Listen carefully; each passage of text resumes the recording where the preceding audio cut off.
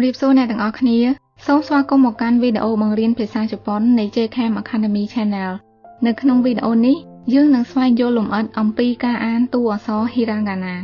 ពីវីដេអូមុនយើងបានដឹងហើយថាតួអក្សរ Hiragana រួមមានសរុបចំនួន46តួ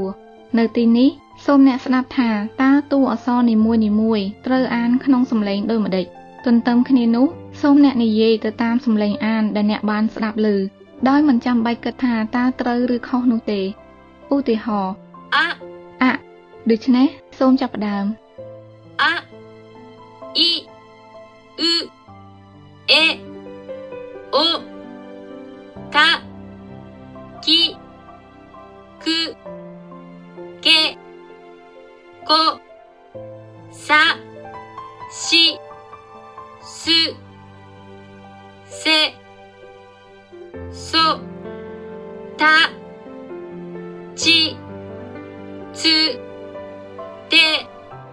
トナニヌネノハ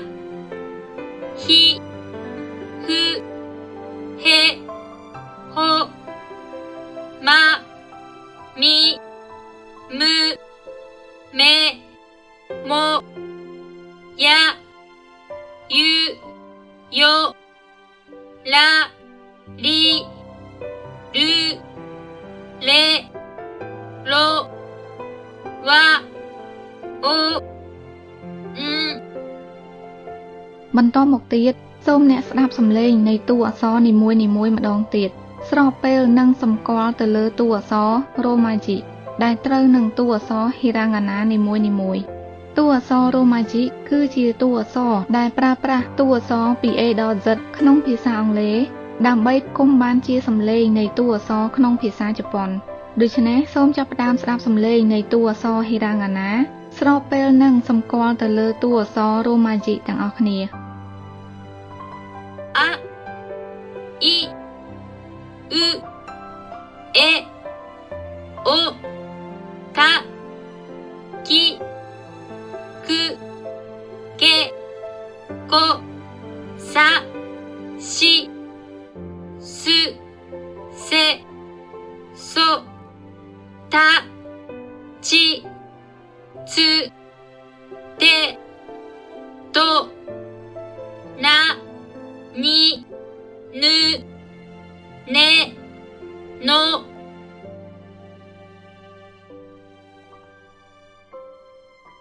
ハヒフヘホマミムメモヤユヨラリルレロワオんបន្ទាប់ពីស្ដាប់ការអានប្រហែលជាអ្នកអាចសម្គាល់ឃើញខ្លះៗហើយថាតួអក្សរ Hiragana ទាំង46តួនេះត្រូវបានបែងចែកជាក្រុមដោយយើងនឹងសិក្សាលម្អិតអំពីលក្ខណៈពិសេសមួយចំនួនដែលយើងគួរចងចាំនៅក្នុងការអានតួអក្សរក្នុងក្រុមនីមួយៗចំពោះក្រុមតួអក្សរ A I U E O តើអ្នកសម្គាល់ឃើញការបញ្ចេញសំឡេងមានលក្ខណៈពិសេសដូចម្តេចខ្លះ A I U E O ពាក្យថាអនៅក្នុងភាសាខ្មែរយើងអាចនឹងសរសេរថាអាប៉ុន្តែជាក់ស្ដែងជនជាតិជប៉ុននឹងអានតួអក្សរមួយនេះថាអដូចគ្នាដែរចំពោះតួអក្សរ I គឺមិនមែន I ទេដូច្នេះសូមអានថា I ចំពោះតួអក្សរ U ទោះជា Romaji ត្រូវសរសេរអក្សរ U នៃភាសាអង់គ្លេសនិងភាគច្រើនអានជាសំឡេង U នៅក្នុងភាសាខ្មែរយើងប៉ុន្តែនៅក្នុងភាសាជប៉ុនគឺត្រូវអានថា U ចំពោះតួអក្សរ E និង O គឺគ្មានចំណុចខុសគ្នារវាងភាសាជប៉ុននិងភាសាអង់គ្លេសឬភាសាខ្មែរយើងនោះទេ E O ដូច្នេះយើងនឹងស្ដាប់សំឡេងនៃការអានក្រុមតួអក្សរ A I U E O ម្ដងទៀត A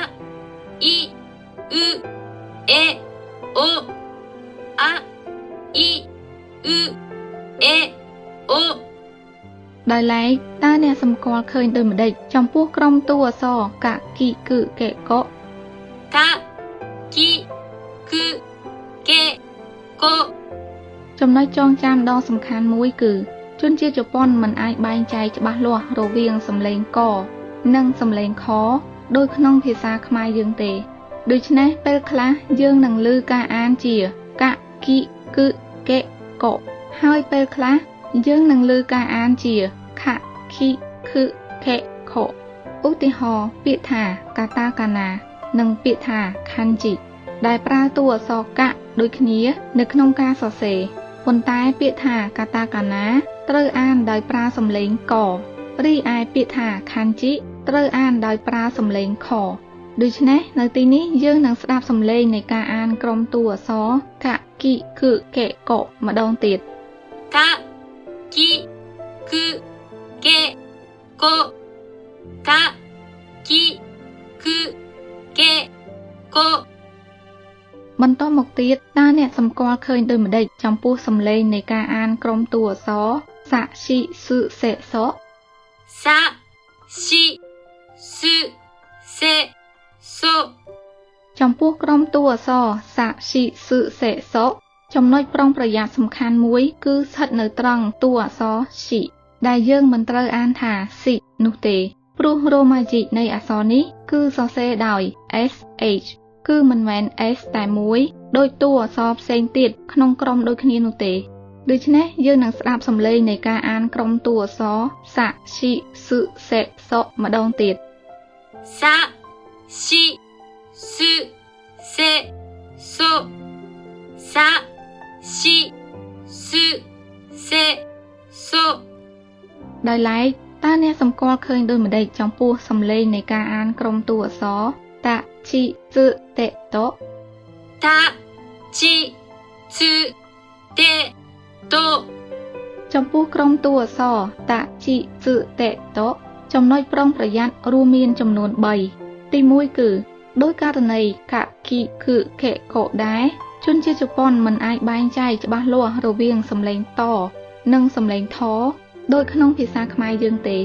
ដូច្នេះពេលខ្លះយើងនឹងឮការអានជាតតេតហើយពេលខ្លះយើងនឹងឮការអានជាថថេថចំណុចប្រុងប្រយ័ត្នទី2គឺស្ថិតនៅត្រង់តួអក្សរឈិដែលគួរតែជាតិប៉ុន្តែជាក់ស្ដែងរ៉ូម៉ាជីកនៃតួអក្សរនេះគឺ CHI នឹងត្រូវអានថាឈិち、ចំណុចប្រុងប្រយ័ត្នទី3គឺស្ថិតនៅត្រង់តួអក្សរជដែលរ៉ូម៉ាជីកសរសេរថា TSU មានន័យថាតួអក្សរមួយនេះគឺរួមមានសំឡេងតនិងសំឡេងសរួមជាមួយគ្នាតើអ្នកអាចបញ្ចេញសំឡេងមួយនេះបានទេつ、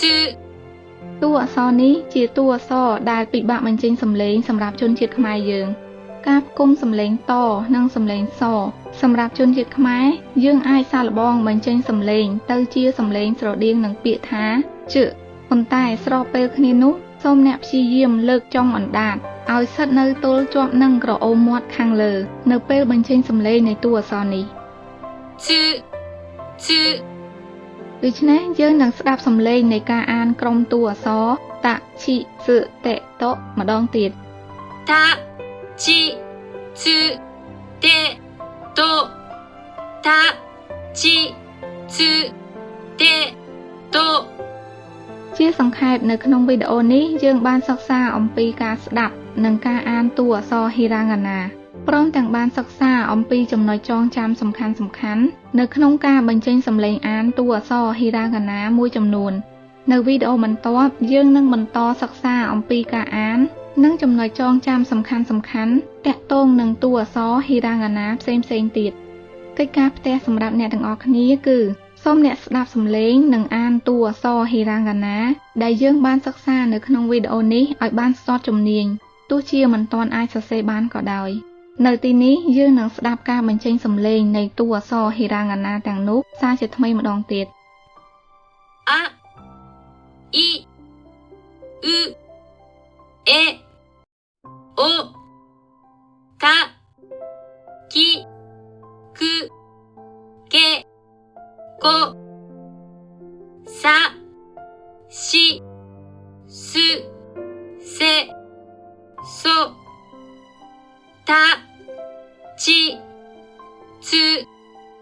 て、と ម្យ៉ាងទៀតអ្នកក៏អាចប្រើប្រាស់វីដេអូលំហាត់នៅបន្ទាប់ពីវីដេអូនេះសម្រាប់ជាជំនួយបន្ថែមក្នុងការចងចាំតួអក្សរហិរ៉ាងាណាផងដែរសូមអរគុណអ្នកទាំងអស់គ្នាសម្រាប់ការតាមដានវីដេអូនេះជួបគ្នានៅវីដេអូក្រោយៗទៀតសូមជម្រាបលា